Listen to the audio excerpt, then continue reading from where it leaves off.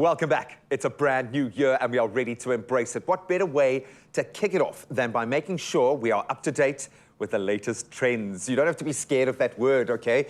Trends affect all of us on a global scale, on every level of life. It's important to understand how it's going to affect our everyday lives within society because it speaks to where society is. And someone who has his finger, all fingers and thumbs and toes on the pulse, trend researcher and strategist Reid now joins us to unpack the term trend and what that will encompass for us this year. Buddy, I'm going to a 2022 greeting to see you in 2023. All the best for this new year.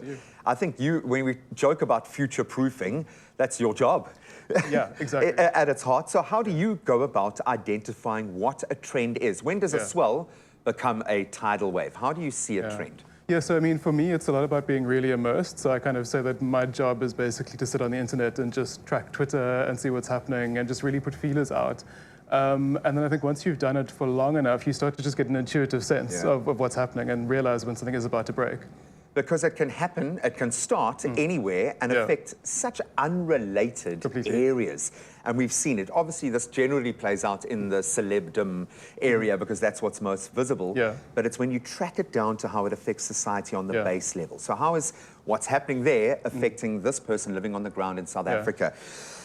What are the kinds of trends? How do you classify them for your own mental health? No, so based on kind of what you're saying there, I think the important thing is I look at macro trends. So what's the bigger why?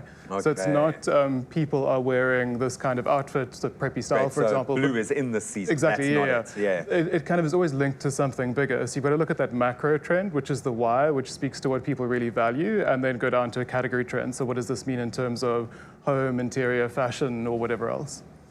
Let me use an example, something like customer service. We think is about rich people getting really good service when they demand it, not about the poorest person on that ladder getting service delivery when they need it.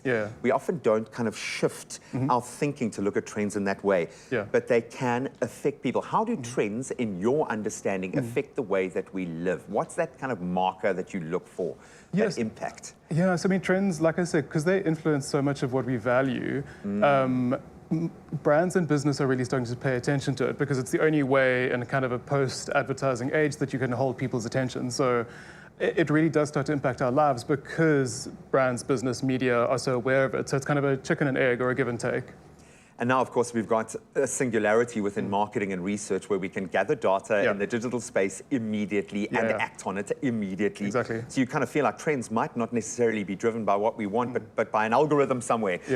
How much has the digital era and how you mentioned the first thing you said was, I get online. And how much of this trend analysis and trend generation is happening through that space? So I mean, so digital is fascinating for two reasons. So one, because it really fragments things. So in the age of mass media, when we're all watching the same TV channel or reading the same books or the same paper, the trend is much easier to track because our frame of reference is very similar. But with digital, you get this fragmenting into all these different identities, all these different trends, and they're trackable as well because of, like you say, data. And that's got to be a good thing. We've all gone through one thing together, everyone. We have a shared human experience in COVID. Exactly. And I know this from everyone that I've spoken to. Aloe Black has had exactly the same experience of life as most of us have had.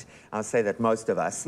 But it's been one thing, one gateway that we've all been pushed through together. What mark has that made on the notion of what trends are? Because surely now we're all in kind of one boat together. In one lane, And I think the thing with COVID is it really accelerated what was happening before for a number of reasons, because it forced us to break things that weren't working for us. So working from home, whether it's accelerating digital, COVID really accelerated trends that I've been tracking for the last 10 years because now they become relevant again to everyone because of the single experience. Meaning. I think that's been the one word that's kind of jumps off the page for me every day.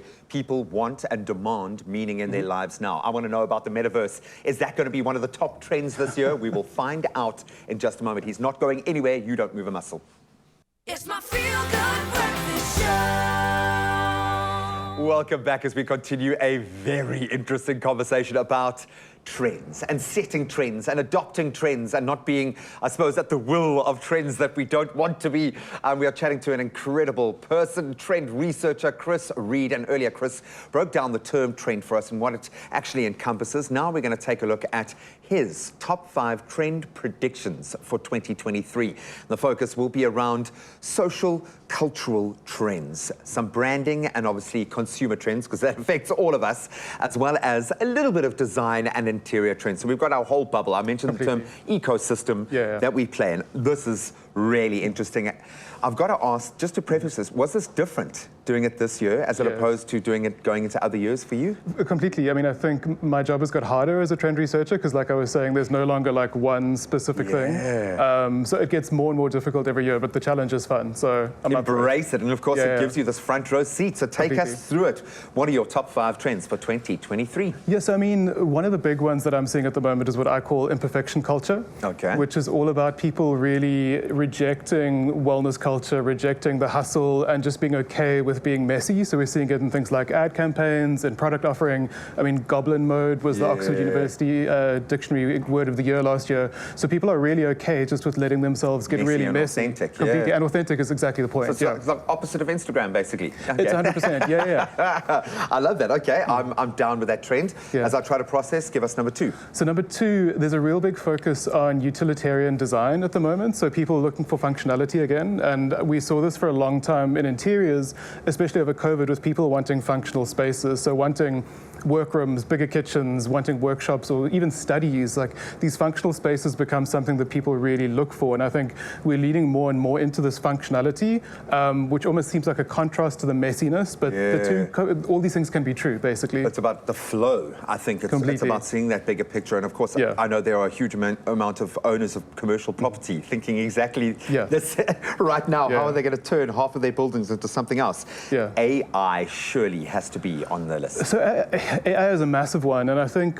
we've gone from the stage where people are just really scared of it and kind of unsure about it to now working with it. So AI collaboration is a big trend that I'm tracking. So it's not just assuming that it can do what we want it to do by itself, or thinking we're going to dictate it, but actually working together. So we've seen things like graphic novels that have been created with AI. So people giving prompts and then creating the novel as a response. So I think this working together is key.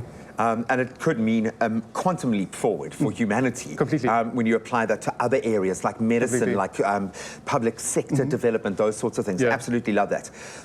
I want it. And I want it now. 24-hour culture is something that I've been tracking for a while. This has got to be on your list. No, completely. And that's really a response to COVID, because all of a sudden our lives become so asynchronous. So I work for a lot with guys in Europe, for example. So I'm not in the same time and place as them, but it's completely normalized now. So I think as a result, we're seeing people changing their routines, and brands and business really responding and understanding that the 9 to 5 is really dead.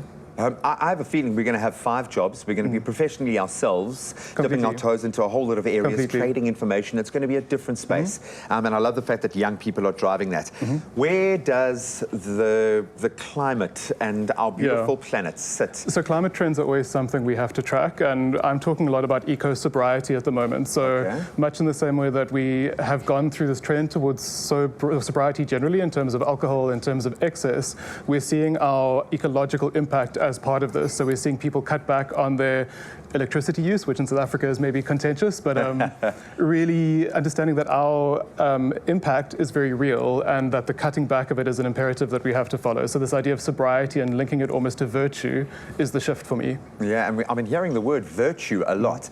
I'm going to throw my own one in there as a complete pseudo-intellectual. I think the mental health space, just tracking sport and how many penalties were missed at the World Cup. Now, I have a feeling our mental health has been a focus now in a way that we've never seen it before. So I'm hoping that that's going to be added, maybe number 7 or 8 on the trends list. You're amazing at what you do. Thank you so much. Thanks so much. Enjoy sinking your teeth into the gristle of the CEO. I have a feeling it's going to be one of our most interesting to date. So enjoy it, and thanks for giving us that front row seat. Cheers, thanks. And of course, you can follow all of these trends. You can visit Chris's website, chrisreid.co.za. Ask him any questions. Start future-proofing yourself for what hopefully will be your best year yet.